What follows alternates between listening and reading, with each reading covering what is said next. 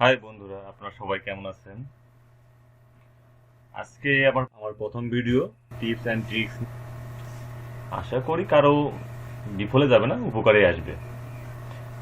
চ্যানেলটাকে সাবস্ক্রাইব করে আপনার সাথে থাকবেন। চলেন ডিসক্রিপশনে চলে যাই। আজকে আমি যে বিষয়টা দেখাবো সেটা হচ্ছে থান্ডার শেয়ার। আপনার যারা স্ক্রিন রেকর্ডার কিভাবে পিসিতে বা ল্যাপটপে স্ক্রিন রেকর্ড করবেন সেটা নিয়ে চিন্তা করতেছেন, আজকে আমি আপনার এই চিন্তাটাকে দূর করে দেব ইনশাআল্লাহ। প্রথমে আমরা গুগলে যাব।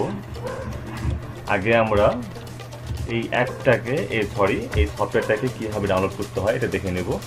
আমরা থান্ডার, এখানে স্পেস হবে না,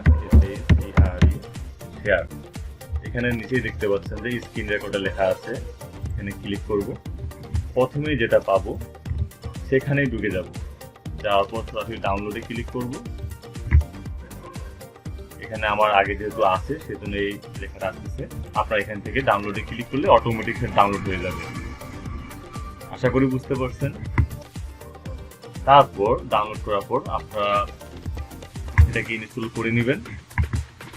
ইনস্টল করার পর এই সফটওয়্যারের একটা সমস্যা হচ্ছে, সেটা হচ্ছে ওয়াটারমার্ক চলে আসে। আপনার স্ক্রিন রেকর্ড যখন আপনি করবেন তখন এই ওয়াটারমার্কটা চলে আসে। আজকে মূলত এটা করা হচ্ছে, আপনারা সহজেই এটা করতে পারবেন। তার জন্য আমি সফটওয়্যার ডাউনলোড করার মূল উদ্দেশ্য না, এই ওয়াটারমার্ক রিমুভ করতে হয় কীভাবে, এটা হচ্ছে আমার মূল উদ্দেশ্য। তার জন্য এই ভিডিওটা তৈরি করা, যাতে আপনারা ওয়াটারমার্ক ছাড়াই ভিডিওটা করতে পারেন।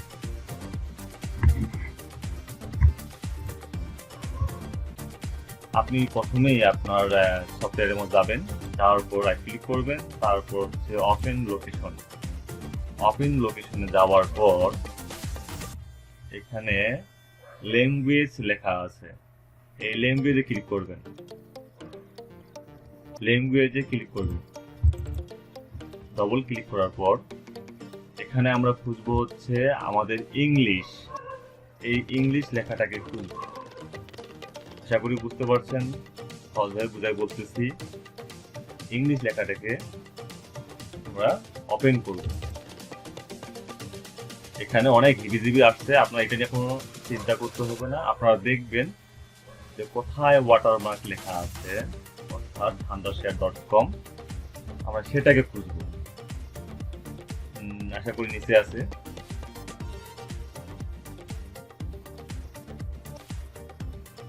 এই যে পেয়ে গেছে। আপনারা জাস্ট ভিডিওটা ভালো করে ফলো করেন, ইনশাল্লাহ পেয়ে যাবেন। এইখানে 3 নম্বরে আপনাদের এখানে দেওয়া থাকবে thundershare.com, এই সাইটটা ওদের দেওয়া থাকবে, যেটা আপনারা ওয়াটারমার্ক দেখতে পাচ্ছেন। এটা জাস্ট রিমুভ করে দিবেন। আমি রিমুভ করে দিচ্ছি যেহেতু আমার সেটা করা আছে। আপনি জাস্ট রিমুভ করে দিবেন। রিমুভ করে দেওয়ার পর ফাইলে যাবেন। ফাইলে যাওয়ার পর সেভ অ্যাজে ক্লিক করবেন।